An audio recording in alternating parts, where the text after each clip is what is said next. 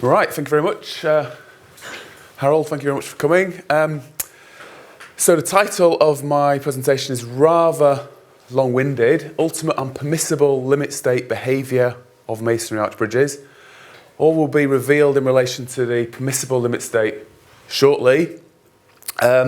Really what I wanted to do is just give you an update on some recently completed research that was undertaken jointly between University of Sheffield, Salford, with a number of industry partners as well. And let's see if I can get this to work. Okay, so in terms of what I'm going to be focusing on, primarily it's sort of split into two parts. One is the supporting research, and the second is this permissible limit state that I mentioned earlier. We all know everything about this slide. We've got lots of masonry arch bridges out there, and they need to be assessed. The problem is, what we find is that when the loading regime changes, current assessment tools are often found to be wanting. So what we might find is that a change of loading pattern suddenly leads to rapid deterioration of a sequence of bridges. For example, railway arch bridge spans that suffered problems some years ago in the UK. And if that happens, then clearly the consequences for the asset owner are pretty severe. And here we can see an example, where we've got this cracking and a potential drop masonry around that area, whereas previously perhaps that bridge was fine. If we look at how we actually do assessment, then traditionally we haven't performed a separate serviceability limit state check. So what we've done is we've performed in recent years at least, we've performed an ultimate limit state calculation, and then we've used, for example, experimental results from field tests to sort of provide a broad brush estimate of perhaps if we don't apply the load to more than half that ultimate limit state, perhaps we will be fine. The problem with that is that in reality, you might find a bridge where there's virtually no deformation until 80% of the ultimate limit state. On another bridge, you might find, as I think Neve mentioned, you get quite significant deformation at only 30% of the ultimate limit state load. So we have this problem that in reality we have different situations for different bridges. Sometimes that one-size-fits-all 0.5 factor is over-conservative, sometimes it's under-conservative. And so what we were trying to do in this project was try to unpick some of that and actually understand what the mechanisms at play were and how we could potentially draft more useful guidance for engineers. And so what we had is experiments, modelling, and ultimately guidance. I mentioned that we did some tests. That was primarily involved bridges with soil backfill. And I know on the railways we have quite a lot of bridges with masonry in that spandrel void area, perhaps be internal spandrels. But the focus of this work was on soil-filled masonry arch bridges. And I think I probably showed this, I can't remember if I showed this slide yesterday or not, but what you find is that if you have a bare arch barrel and you test it to collapse, you might get a load deflection curve looking like this. If you actually backfill that with soil to give a horizontal road or rail surface, then typically you're talking about a 10-fold increase in capacity. So that backfill is clearly very important. What does it do? How do we get there? I touched on this yesterday. Disperses the live load, provides self-weight to pre-stress, and it also provides passive restraint. In terms of the soil you find, if you dig a trial pit, there's a whole range of backfill materials that you might encounter, from clay to granular material to cohesive frictional material in the middle. So that was one of the strands, was trying to understand more about how soil and structure interact. The other was about service loads, working loads, and just taking account of the fact that we find in practice repeated cyclic loading can give you this progressive deterioration. Here we've got a traditional gauge, which is a blob of mortar on a crack with a date on it, and we can see actually the crack has moved through there since that date. So just briefly let you know what we did. We did quite a number of small laboratory tests really to understand the soil structure interaction, and we can use these digital imaging techniques and PIV, particle image velocimetry, which is very similar to DIC that was mentioned yesterday, so we can actually understand what's going on. We also did larger tests, these at the University of Salford. We basically upgraded this rig to allow both cyclic loads and railway loads to be applied. So the cyclic loads, I think I probably mentioned yesterday. Actually, I gave a presentation on Wednesday, so I think I probably didn't mention it yesterday. So these presentations merge into one. But basically what we have is a longitudinal beam. We have a series of 5 actuators, and we can basically gradually or change the loading on each of these in order to apply a sort of a sequence of loading as if there's an axle moving across the bridge. And also we can apply railway loadings. So the original experiment that we had just involved a single actuator or hydraulic ram at quarter span. The upgraded equipment allowed us to have this effectively moving load type behaviour, albeit the loads were only applied at discrete points.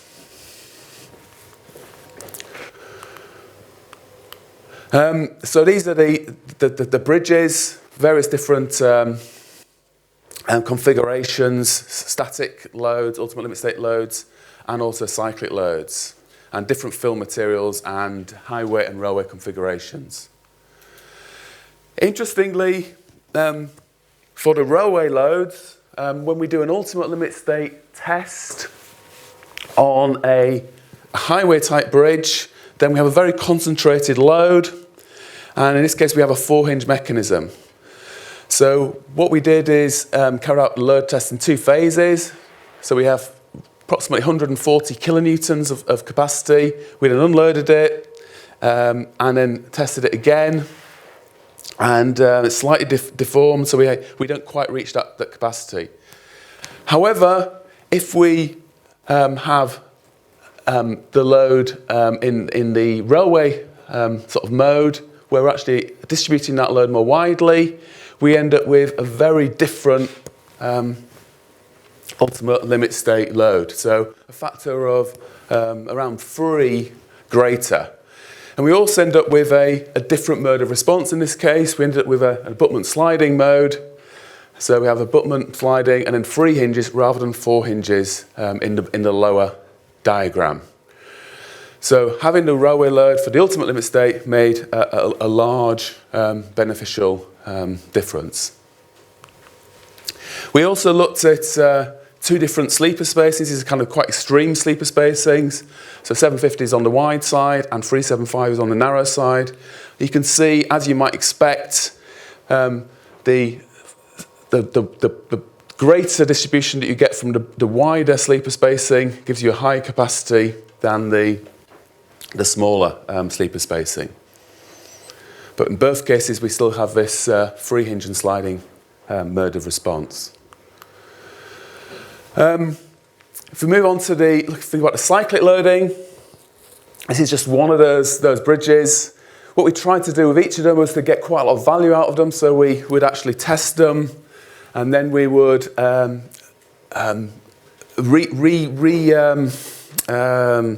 reform them in a way. We apply cyclic loading where if you have distortion, then generally that distortion was reduced, and then we were able to retest that bridge.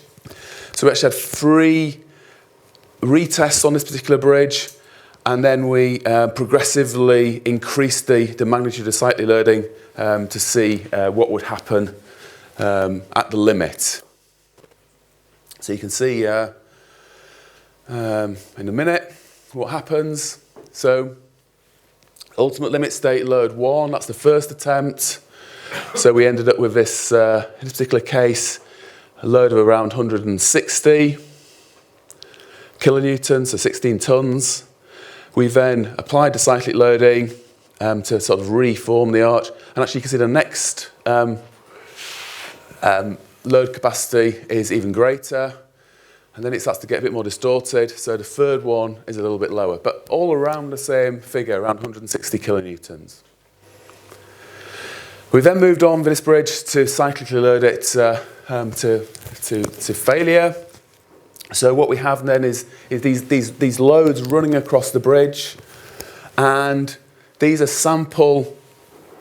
These are basically capturing the cycles at different magnitudes. So 50 kilonewtons, we end up with some deformation. This is actually slightly confusingly not on a change deformation. It's actually on an absolute deformation. So they're floating around the 20 millimeter mark. But you can see basically the amplitude is gradually increasing as we increase the magnitude of the load. And then at 84 kilonewtons in this case, we have falling bricks, and then more falling bricks, and the load sustainable significantly reduces down to 72 kilonewtons. So we're able to replicate that scenario that you see in practice, where bricks are falling out of the structure, and clearly urgent action was required to put that right. Here we've got the actual visual evidence. This is a row of bricks falling out at the quarter span and also at the 3/4 span. So that's a kind of a quick kind of run through some of the work we did experimentally. We also did modelling, as I mentioned, various different types of modelling. I've talked about those yesterday, so I won't dwell on those now. But the key findings, sort of high-level findings, are as follows.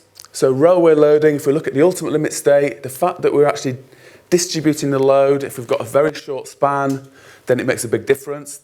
That effect will diminish if we have a longer span, but these were 3-meter spans, so relatively representative of small culverts. Actually, I don't know, depends on definition, some people call it. Culvert anything less than 2 meters, but that's a small span bridges.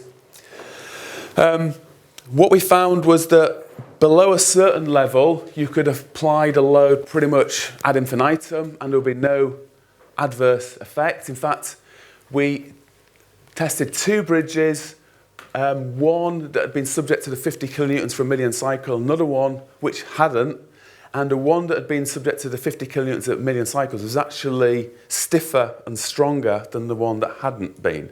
And the reason for that is that the degree of compaction of the soil surrounding the masonry arch barrel was that much greater as a result of that cyclic loading. So below that, a certain level, everything's fine.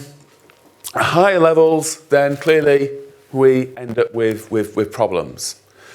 And what seemed to be the case was that the trigger point seemed to be the point at which we were starting to mobilise these horizontal passive pressures. So below a certain point, we've got the distribution, we've got the beneficial effects of the vertical sort of self-weight, everything's fine. But when we start to need to mobilise those horizontal passive type pressures, then we need larger deformations, and that's when things start to deteriorate. So moving on then to one of the key concepts that we were looking at in this work, permissible limit state. What is it? It's the state beyond which load-induced degradation occurs. So Adrian had a slightly different definition of this yesterday, but basically the same thinking. What we think is that the permissible limit state is more important than a serviceability limit state in relation to masonry arch bridges. And this is included in the new UIC guidance document. So the idea is that you can apply loads as you see fit below that level, above that level, then you are going to be curtailing the life of your bridge in some way. If it's just above, it might take 200 years for it to be a problem. But as you get higher, then you end up curtailing the bridge more rapidly, curtailing the life of the bridge. So from a guidance point of view, what we need to think about is what are the criteria that we use to judge the permissible limit state. And a lot of the work that Clive Melbourne and Adrian and colleagues have been looking at for the last few years before this project has been on the material level. So looking at fatigue damage to masonry prisms, for example, and moving that into the arch arena. However, what we focused on in this project was more the system level. So looking at the adverse effect that these large deformations have on the lifespan of the structure. So we end up having sort of ratcheting, distortion of the profile, or bricks falling out, for example, as we saw. And this is an example I showed yesterday. This time I've got a plumb bob in there so you can see the amount of tilt. It's, this is a case where we've got ratcheting, where gradually this structure is moving. I think it's moving by something like 1/10 of a millimetre each year. I can't remember the exact figures. And clearly, eventually, that will need to be addressed. So, in terms of how we move that evidence into usage, what we can think about is something very simple, which is modifying simple tools such as just archy or ring, so that we are not including the passive restraint, and also we can potentially include degraded masonry properties if we want to take account of the fatigue of the material. So we can have relatively simple changes to our existing tools, potentially can give us useful indications about the permissible limit state. And this is just a scenario where we're putting axle load against the position of the axle, so the axle is moving along, and various different scenarios. So clearly the worst case scenario is often around a 1/4 or 3/4 point. We've got here plots where we are looking at strong fill versus weak fill, and what we find is that the permissible limit state for a bridge with weak fill is actually quite close to the ultimate limit state. For strong fill, then there's a bigger gap between those two. So you end up with this situation where the relationship between the permissible and ultimate limit state varies on a case-by-case basis. The other thing we've got here is a case of a bridge with a crack at the crown. And actually, if you have a crack at the crown, then you can mobilise rigid body movements at relatively low loads. So the permissible limit state in this case is significantly reduced. So that's giving you some clear evidence that it's worth actually pointing up those cracks and keeping on top of maintenance. Just give you a bit more evidence. This is another bridge that was cyclically loaded to collapse. This time we lost bricks at similar load to the previous case. In this particular case, we calculated using those very simple calculations the permissible limit state to be about 70 kilonewtons. And you can see in reality, nothing bad happens until around 80 kilonewtons. So broadly speaking, that looks to be in the right ballpark, albeit with a very, very small sample of one. But clearly, having more and more case studies from people such as yourself and feeding those in would be really, really useful. So this is just an observation, because masonry bridges are very, very diverse in nature. So we have all sorts of weird and wonderful details. And I think what we will typically find is that if you're below the permissible limit state, everything will be fine. If you're above that, then the symptoms can manifest themselves in loads of different forms. And often, we're puzzling at this weird mode of response. It's very, very often, I think, you'll find, because we're actually expecting too much out of our bridge in terms of the ability to sustain the loads that we're applying for long periods of time. And actually, rather than getting too beset with the symptoms, we should look back at the actual cause and see if we can address that in some way. And I think I've got a case study that I'll be looking at later on, which is hopefully looking at a possible way of addressing the cause by actually spreading the load out more effectively. So, ramifications for assessment. We think that both ultimate limit state and permissible limit state checks should be carried out. In terms of prioritising that, it's particularly critical when you are thinking of changing the pattern of loading or if the axial load magnitudes increase. But we're talking about masonry arch bridges. The pattern of loading is just as important as the magnitude of an axial load. So as engineers, we've got into the habit of thinking bigger axial loads are the thing that's going to cause the problems. Changing the pattern of the axles could be more significant than just changing the magnitude. So Bill was talking about the shape of the arch being important. It's the shape of the arch in relation to the pattern of loading which is critical. We change the pattern of loading, the outcome can be different, can be unexpected. In terms of the assessment, just for me, as we're in the UK, just to say that we have some small amount of funding from the Department for Transport to turn this, some of the findings from this project into another guidance document, probably going to be published by Syria to complement the other available documents. There's an existing Syria document, and the Highways Agency documents are all being in the process of changed currently.